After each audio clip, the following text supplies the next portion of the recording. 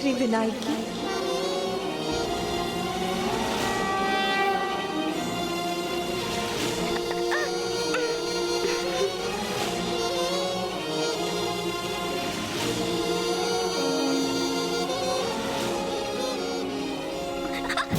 पुत्री, पुत्री गिरना मत।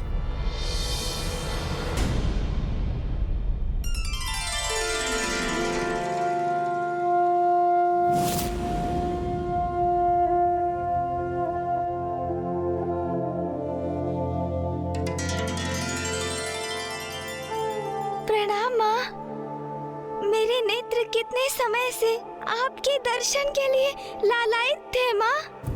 मैं भी तुम्हें देखने के लिए ललायत थी, किंतु इस रूप में भी तुम अत्यंत आकर्षक और सुंदर लग रही हो पुत्री। इस रूप में भी पुत्र गणेश का कितना अपूर्व और मोहक सौंदर्य है।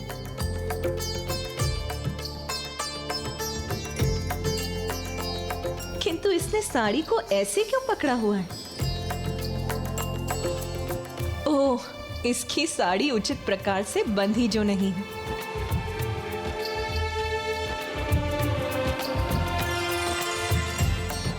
बुद्धि का देवता मेरा पुत्र विघ्नहर्ता है, प्रथम पूज्य है, किंतु साड़ी धारण करना वो तो अभ्यास से ही आता है। जिसे अबला समझ असुरों ने किया तिरस्कार, उसी नारी के रूप को विनायक ने किया स्वीकार। वरद विनायक के विनायकी अवतार की अद्भुत महागाथा। आप मुझे देखकर हंसी क्यों माँ? क्या मेरा ये रूप सुंदर नहीं है? क्या मैं विचित्र दिख रही हूँ? नहीं नहीं पुत्री, तुम्हारी सुंदरता तो अद्भुत है, किंतु ये अंग वस्त्र ये उचित प्रकार से नहीं बंधी। देखो, ऐसे धारण करते हैं इसे।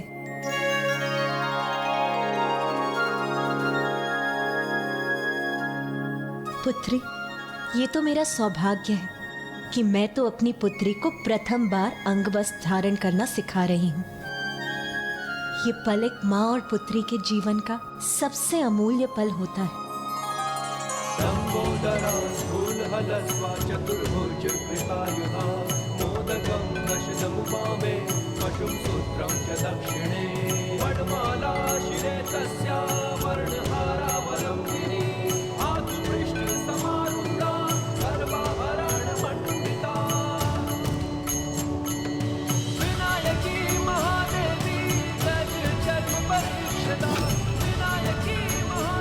लो, अब तुम्हें चलने में कोई कठिनाई नहीं होगी।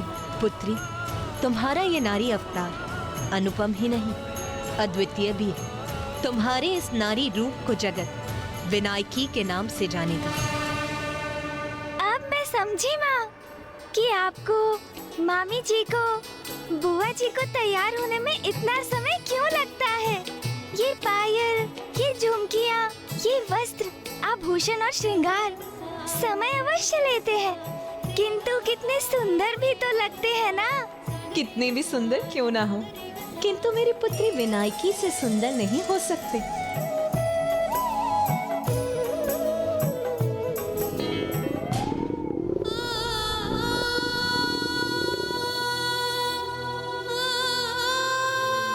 अब तो मेरे मुख में भोजन का एक भी ग्रास तभी प्रवेश करेगा जब स्वयं माँ अपने हाथों से मुझे खिलाएंगी। मेरी पुत्री अभी भी भूखी है। जिसे अबला समझ असुरों ने किया तिरस्कार, उसी नारी के रूप को विनायक ने किया स्वीकार। वरद विनायक के विनायकी अवतार की अद्भुत महागाथा।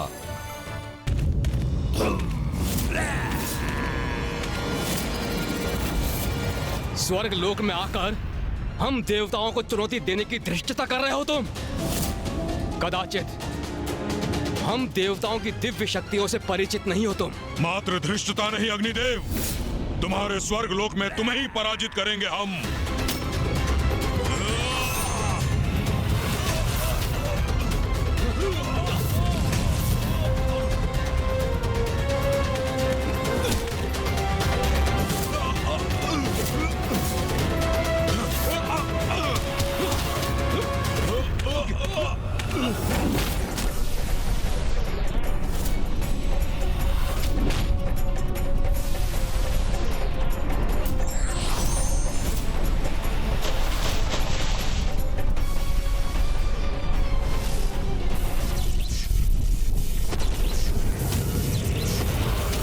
वायुदेव, हमारी विद्युत शक्ति का सामना नहीं कर सकोगे तुम।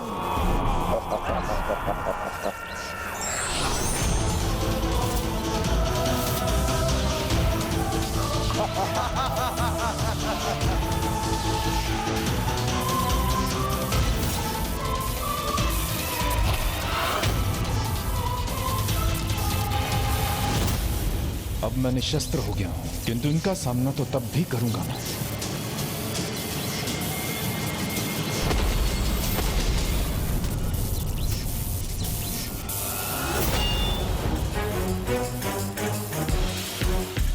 दुस्साहसी निशुम्भ, आज तुम्हें तुम्हारी उद्दंडता का दंड दूंगा मैं।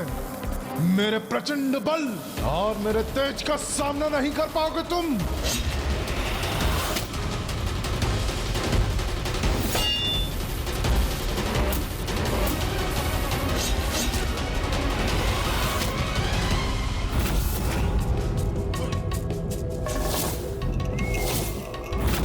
इंद्रदेव, तुमने मेरे भ्राता नमूची को मल्ल युद्ध में पराजित किया था ना? यदि साहस है तो आओ और मुझे पराजित करके दिखाओ। आओ।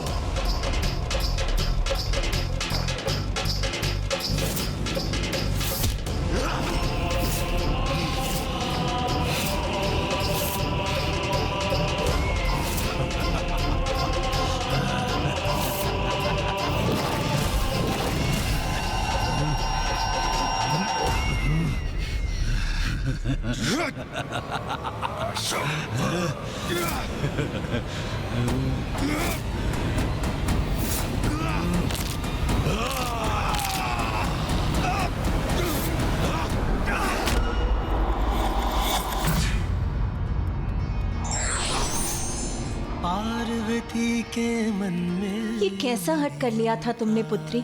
ऐसे भी कोई करता है क्या? तुम्हें ज्ञात भी है कितनी चिंतित हो गई थी मैं। तुम भोजन नहीं करोगे तो? पार्वती के मन में उमड़ी ममता, माँ की गोद में आए विघन हरता।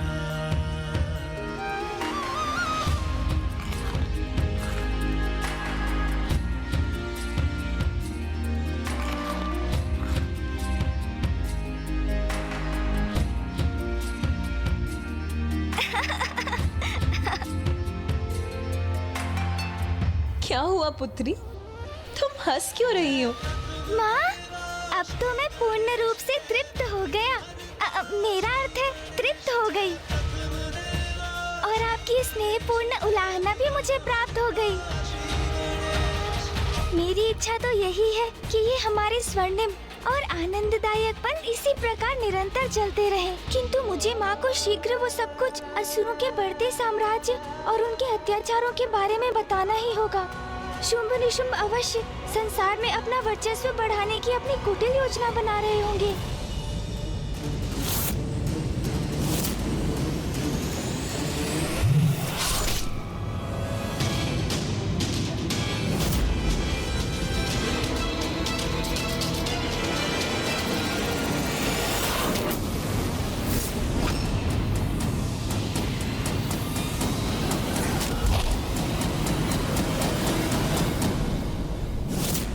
आओ मित्र देवराज, आओ लड़ो मुझसे, वार करो मुझ पर।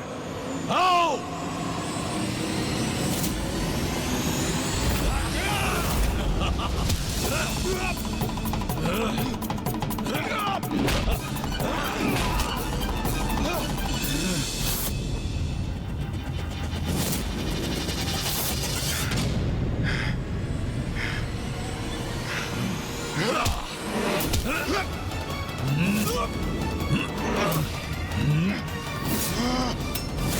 साहस है तो अब मेरे दिव्य ताप का सामना करो निशुम्भ।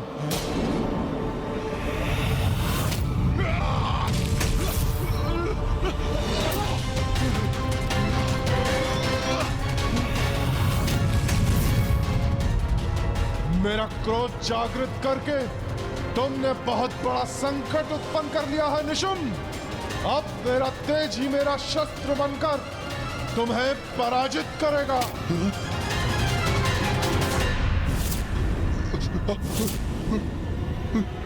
सूर्य देव के निरंतर प्रहारों का सामना करना कठिन हो रहा है मेरे लिए।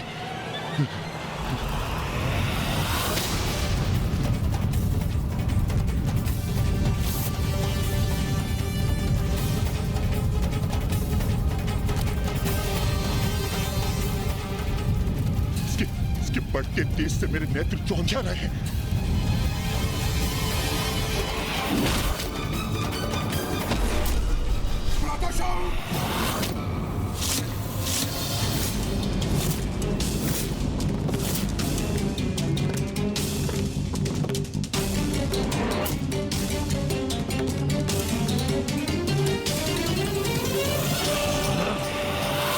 मेरे भ्राता निशुंभ को आहत करने का दुस्साहस किया सूर्यदेव ने, उसका दंड अवश्य प्राप्त होगा सूर्यदेव को। अब असुर महानायक शुंभ के क्रोध का ऐसा ज्वालामुखी फटेगा जिससे देवता अपना बचाव कदापि नहीं कर सकेंगे। मुझे ज्ञात है शुंभ, तुम्हारे वरदान के कारण मैं तुम्हारा वध नहीं कर सकता, किंतु जैसे तुम्हारे अग्रज नमूची का वध किया था मैंने, वैसे ही तुम्हारा भी अंत करने का प्रयास तो कर ही सकता हूँ मैं। और यदि मैं उसमें असफल भी रहा तो आहत तो तुम्हें मैं अवश्य करूंगा।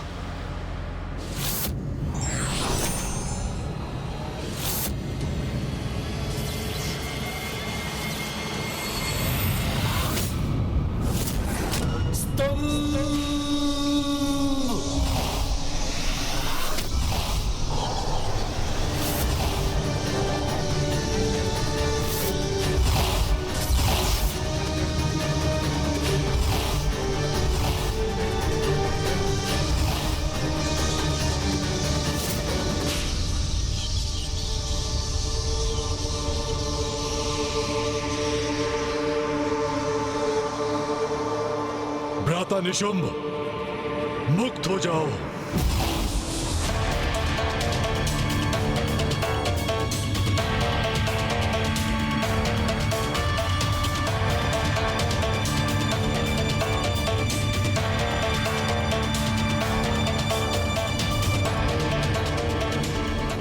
स्वर्ग होगा हमारा और वहां के बंदी होंगे ये देवता।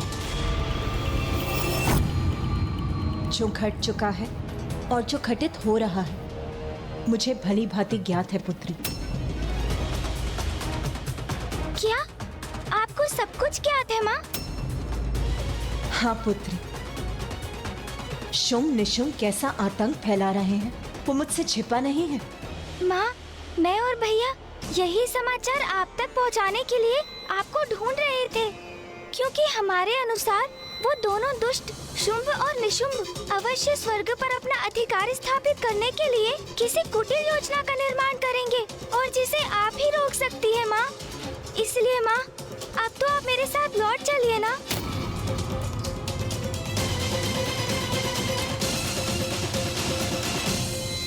नहीं पुत्री विनायकी, मैं तुम्हारे साथ नहीं आ सकती। किंतु क्यों माँ? किंतु परिस्थिति बहुत विकट है। उन दोनों दुष्टों के कारण कभी भी कुछ भी हो सकता है। उसके लिए मुझे कहीं जाने की कोई आवश्यकता नहीं है पुत्री। शुंभ निशुंभ का दुष्कर्म स्वयं उन्हें मुझ तक खींच लाएगा। पुत्री, ये भी स्मरण रखो, तुमने अपना विनायकी रूप मुझसे भेंट करने के लिए धारण नहीं किया है। इसके पीछे एक बहुत बड़ा कारण है। बड़ा कारण? कैसा बड़ा कारण माँ? अब समय आ गया है कि त्रिदेवों और देवताओं के भीतर निहित नारी शक्ति प्रत्यक्ष रूप में प्रकट हो और शुंभ के भीतर छिपी नारी शक्ति भी बाहर आने पर विवश हो जाए, जिससे शुंभ और निशुंभ का वध हो सके और संसार इन दुष्टों के आतंक, दुराचार और अत्याचार से मुक्त हो जाए। शुंभ निशुंभ का वध करने के लिए हमें अपनी नारी शक्ति को उजागर करना होगा। किंतु माँ, जब मैं असुरों को पराजित कर सकती हूँ, नर रूप में आपकी सहायता कर सकती हूँ, तो मुझे स्त्री रूप धारण करने की क्या आवश्यकता है ना? मेरा तो नर रूप ही पर्याप्त है ना माँ? विनायकी, नारी की शक्ति को कभी कम नहीं आंकना चाहिए। माँ के रूप में नारी एक कोमल हृदय, जनदायिनी, पालनहार होती है, तो दुष्टता की अति होने पर नारी अपने उग्र और कठोर रूप में दुष्टों का संहार करने में भी सक्षम होती है। किंतु माँ, माता, मैं अन्य देवताओं को कैसे विश्वास दिलाऊंगी कि उन्हें भी अपना नारी रूप धारण करना होगा? ये उत्तरदायित्व तो अब तुम्हारा है विनायक। अपने समान अन्य देवताओं में भी नारी शक्ति को जागृत करो और शुम निशुम को मुझ तक आने को विवश करो, जिससे मैं उन्हें नारीत्व का उचित अर्थ बता सकूं और नारी के प्रति उसके किए अत्याचारों के लिए दंड दे सकूं। मुझे ज्ञात है कि माँ मुझे क्या करने के लिए निर्देशित कर रही हैं, किंतु मैं उस कार्य को पूर्ण करूंगी कैसे?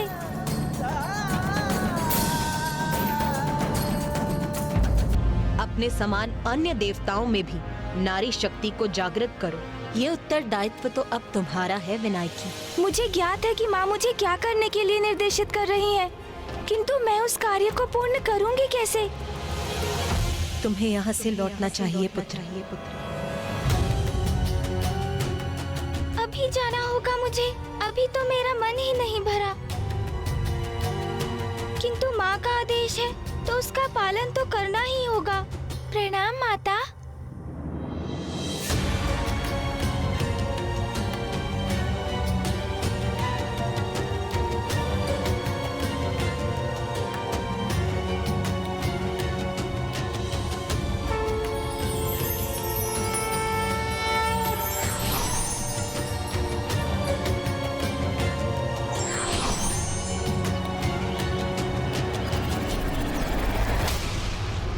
इंद्रदेव, तुमने मेरे भ्राता नमूची का वध किया और अब सूर्यदेव ने मेरे अनुज के प्राण लेने का प्रयत्न किया। ये उचित नहीं है इंद्रदेव। अब देखो, मैं असुर महानायक शुंभ तुम्हारे अपराधों के दंड स्वरूप तुम सबकी कैसी दुर्दशा करता हूं। सब मुक्त हो जाओ।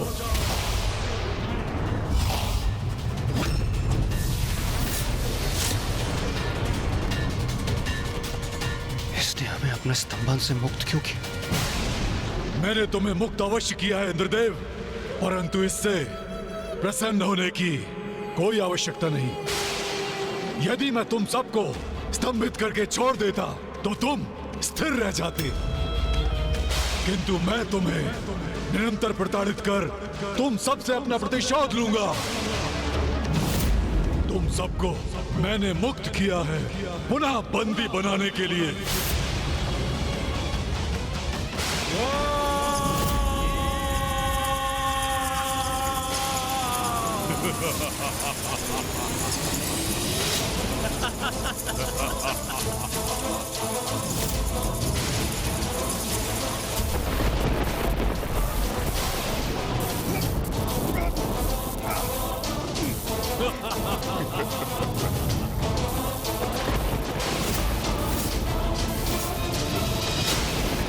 अब तो स्वर्ग पर मेरा इस असुर महानायक शुंभ का अधिकार हुआ।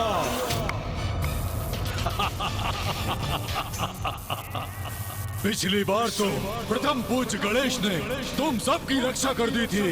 अब कहाँ है वो? अब तुम्हें मुझसे कौन बचाएगा? इंद्रदेव?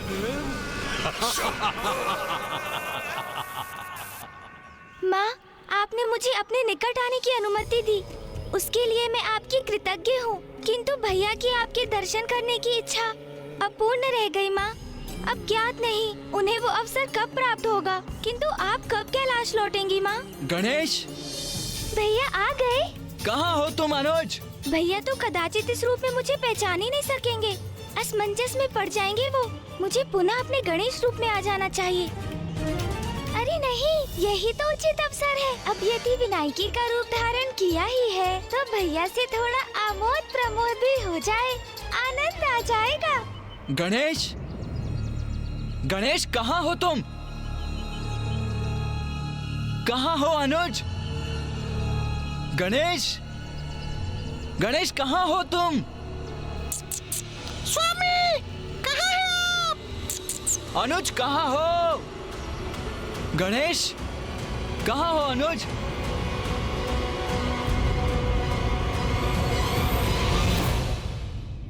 देवी। हाँ जी। क्या आपने? कितना मधुर स्वर है आपका।